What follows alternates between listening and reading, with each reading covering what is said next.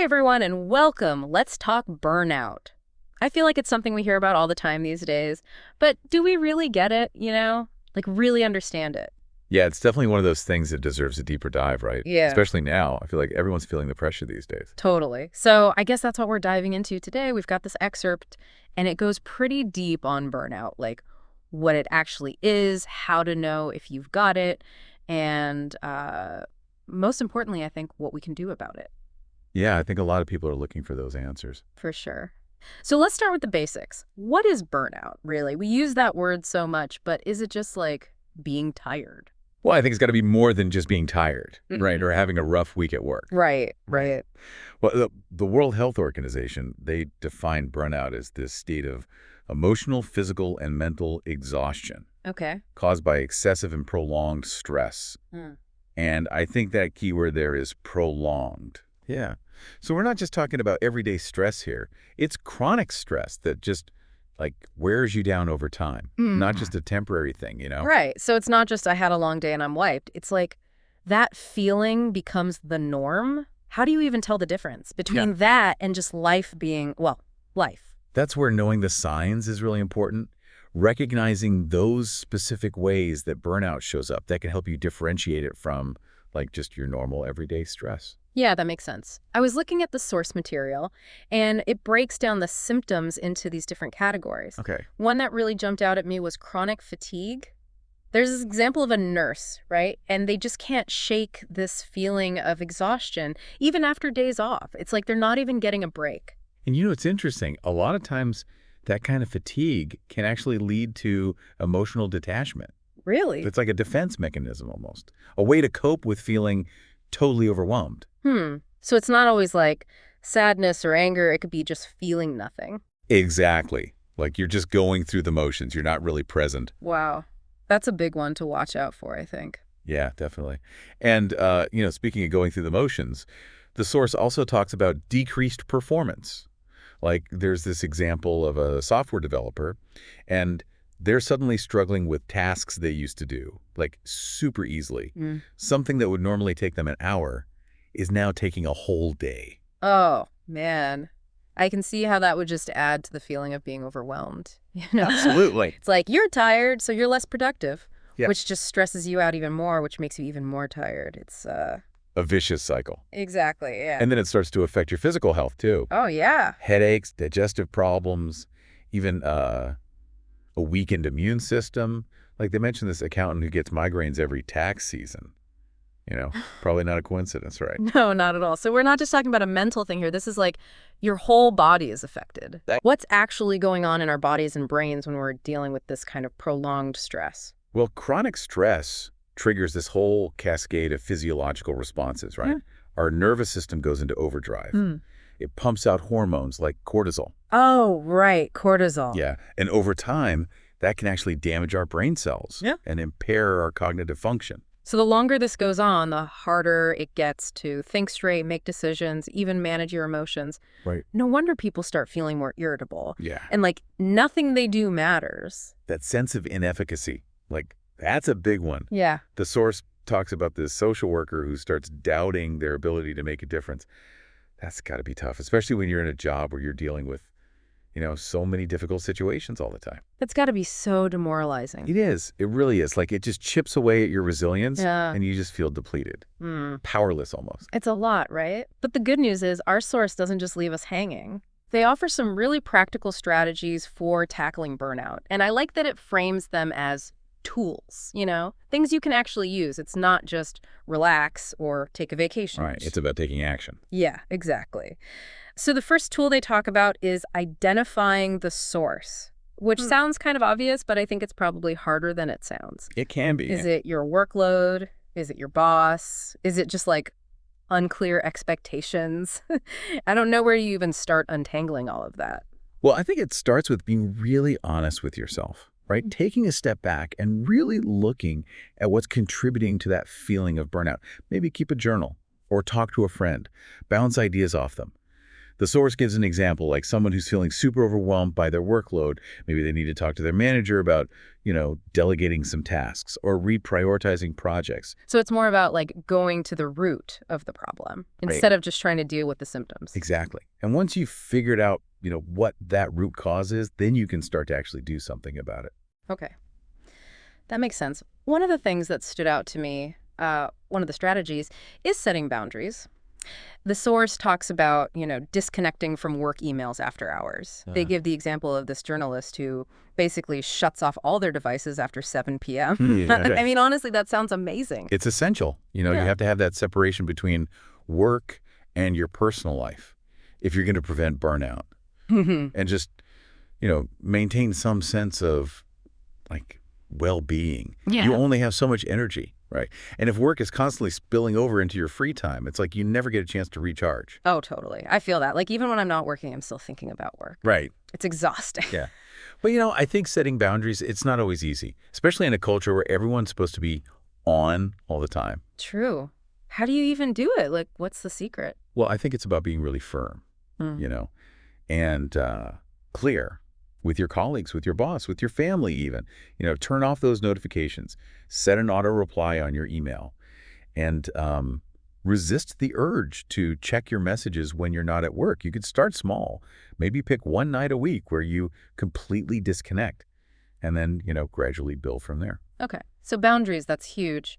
What else can we do to fight back against this burnout thing? The source talks about prioritizing self-care, but I think it's important to, clarify what we mean by self-care. We're not talking about, bubble baths and face masks here. Right. It's about making choices that actually support your well-being, physically, mentally, emotionally. Yeah. We're talking about the basics, Yeah. sleep, food, exercise. Like the fundamentals. Exactly.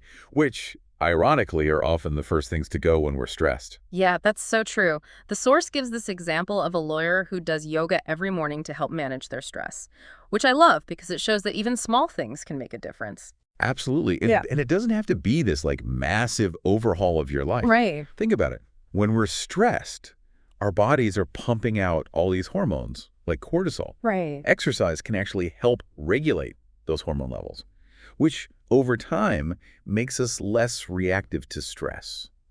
So it's not just about feeling good in the moment. It's about training your body to deal with stress better. I know for me, even just going for a walk, it can totally change my mood, my energy level. It does. It does.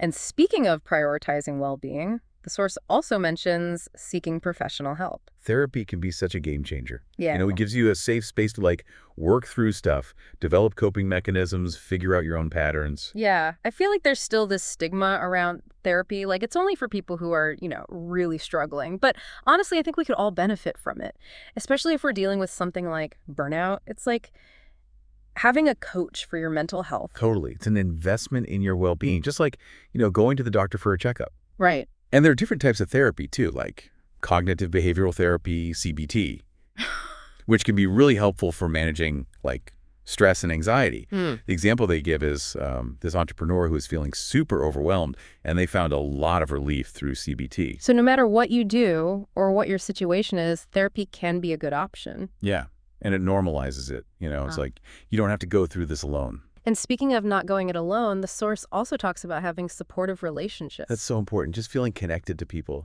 It's huge. Yeah, it's like you realize that other people get it. It's not just you. The source mentions this marketing professional who finds a lot of comfort in, a peer support group. Oh, yeah. Having that shared understanding, it can be really powerful, especially when you're feeling kind of lost and alone in it, Totally. So it's not just about, venting. It's about realizing you're not alone. Right, exactly. It's that sense of community.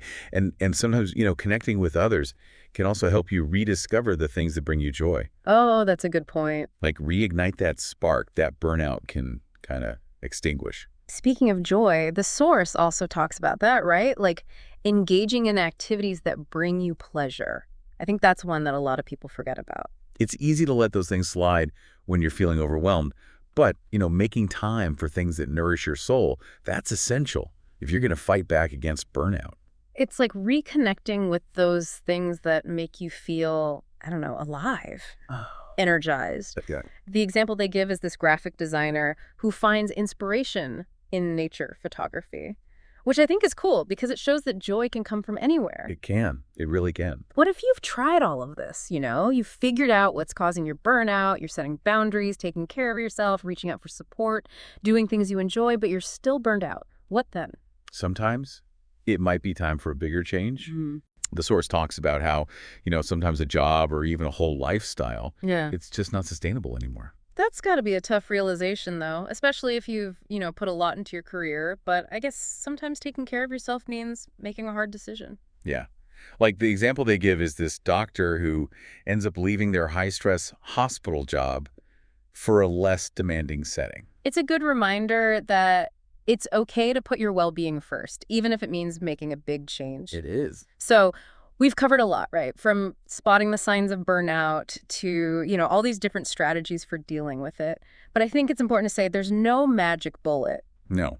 Everyone's different, right? Right. What works for one person might not work for another. Exactly. It's about finding what works for you, Yeah. experimenting, and being patient with yourself. So out of all of this, what's like the biggest takeaway for you? What really stuck with you? I think the thing that really got me was how connected it all is.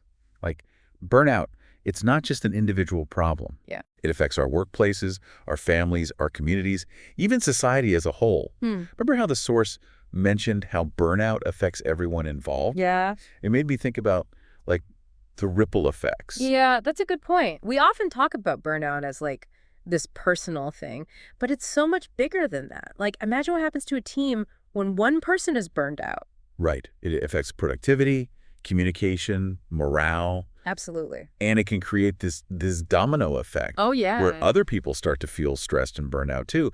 And then, think about families. A parent who's struggling with burnout, they're not going to have as much patience, as much energy for their kids. It's like this chain reaction. And it really makes you realize we need to be addressing burnout, not just individually, but like systemically.